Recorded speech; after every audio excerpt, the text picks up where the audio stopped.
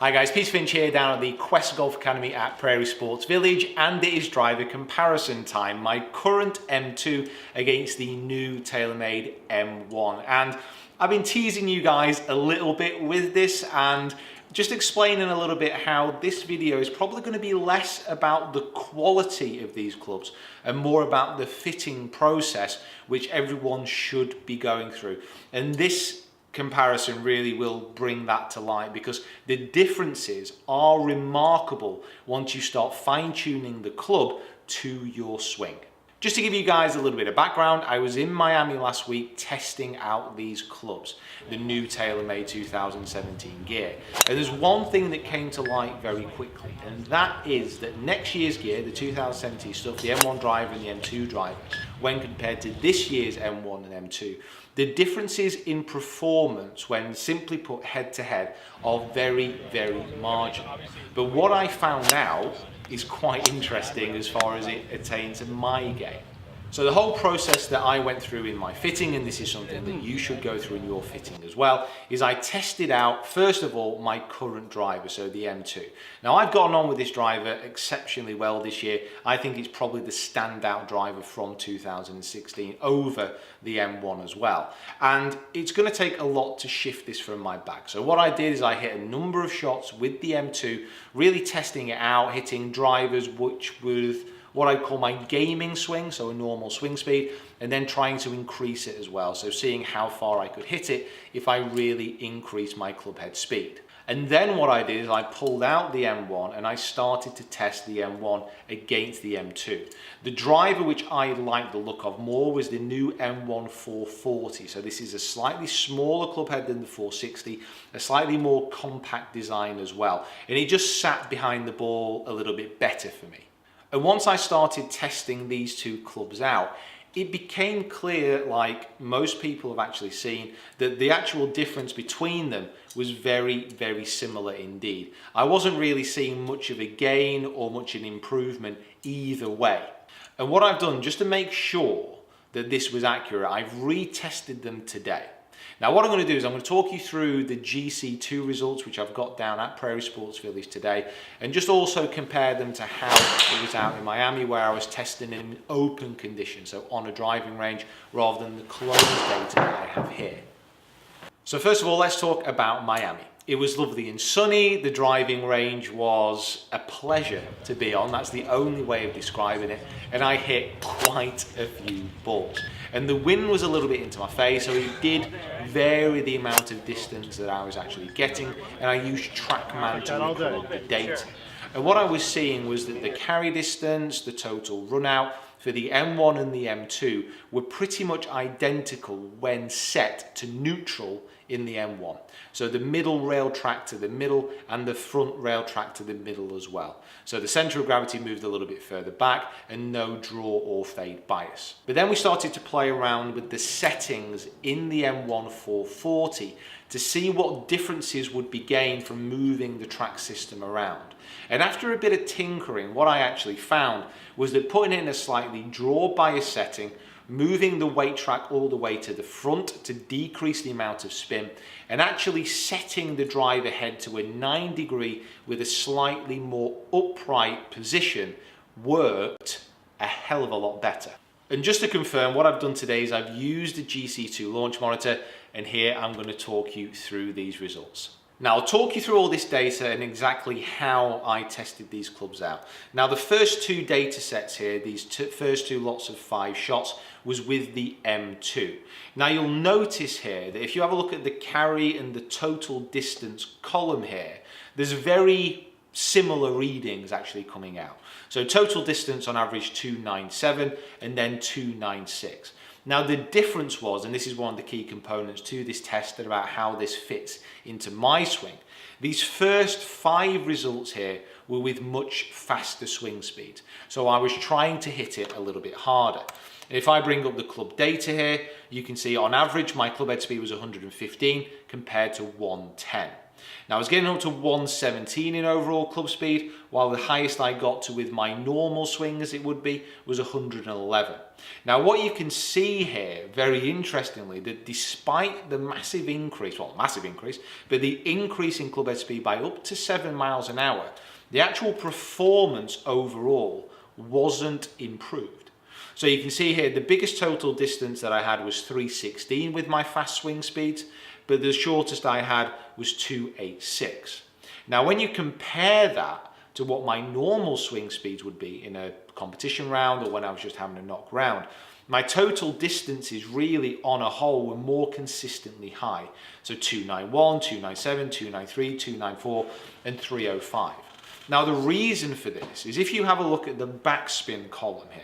Now what you will see is when I started to swing higher, my backspin increased. This is because a natural tendency with my swing is when I hit the ball harder, and this is a tendency for most people swing, is when they hit the ball harder, the backspin increases. Therefore, it won't quite fly through the air with a little amount of spin that's needed for when it bounces to bound forwards down the fairway. So when I was swinging slower, I was getting less backspin, and therefore I was getting a greater amount of rollout when it pitched onto the ground. Now obviously this isn't the worst problem to have. If I'm getting upwards of 300 yards with my normal gaming swing with the M2, that's not a problem. But when I try and force the M2 and I try and get a little bit more distance out of it, I actually lose distance because of the amount of backspin that I'm getting rather than increasing the amount of distance that I want. And when I'm looking to improve my game this year, I want to have that available reservoir of distance. And stuff that I'm going to be doing within my swing will allow me to have more power.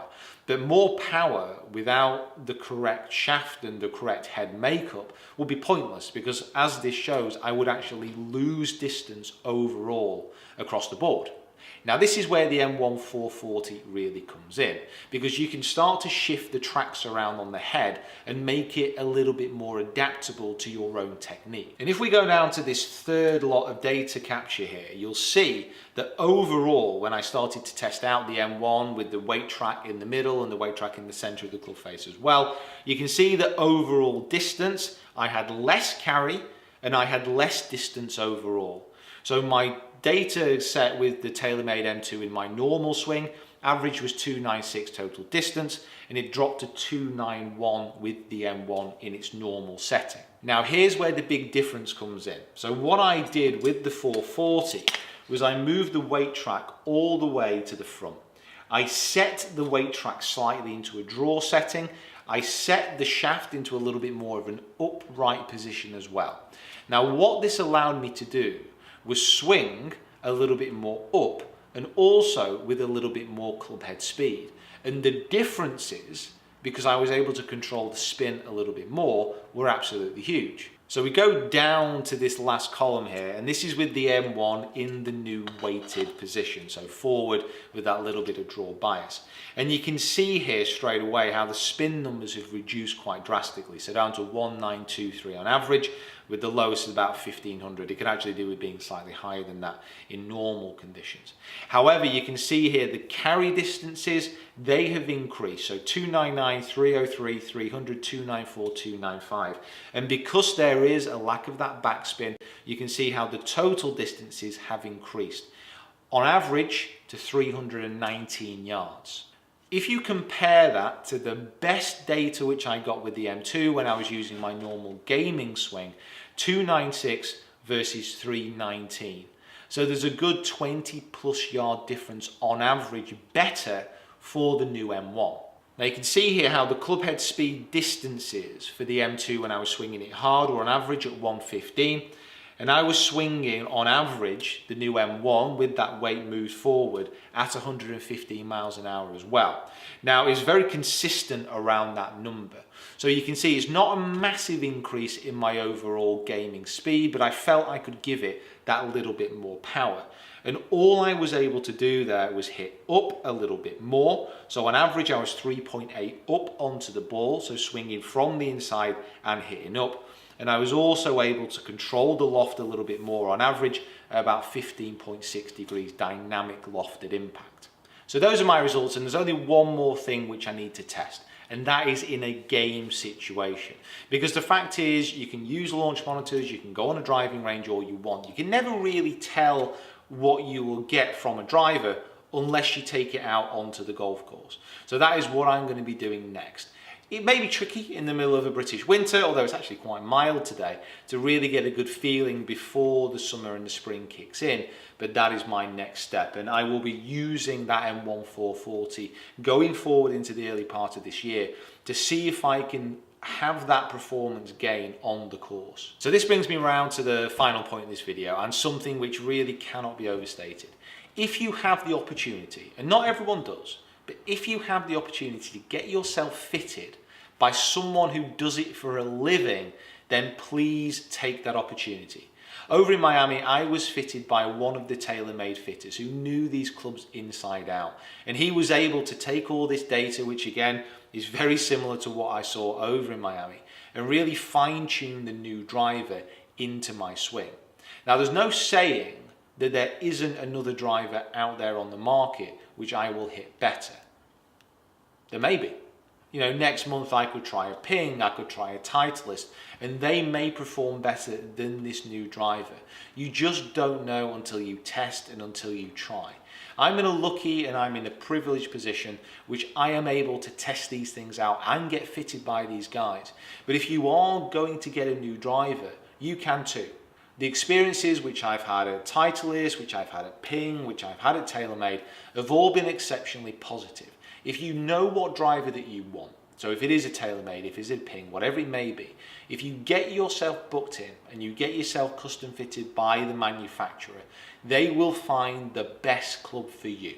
And that's all I've got to say about that. If I was testing out the M1 against the M1 or the M2 against the M2 in their normal settings, I probably wouldn't find a difference. But it's the case of fine-tuning those clubs to your own game, which will really aid performance. Right guys, thank you so much for watching this video. Hopefully you found it interesting, hopefully you found it informative. Please comment, as always, in the box below. I'd love to know what you guys think. Subscribe to the channel and follow me on my other social media platforms, which are all linked in the description below. And we will see you down here next time.